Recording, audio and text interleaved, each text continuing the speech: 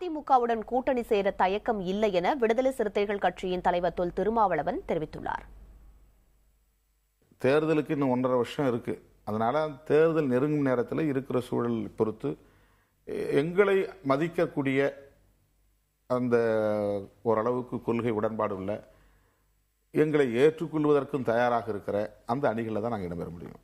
கட்டாயமாக பாரதிய ஜனதா தலைமையிலான அணியில் இருக்க மாட்டோம்.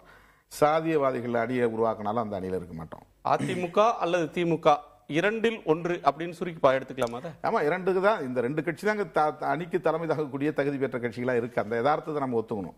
2 பேருக்கு தான் 20% மேல வாக்கு வங்கி. அப்ப இந்த 2 பேர் தான் கூட்டணிக்கு தலைமை தாங்கக்கூடியவர்கள்.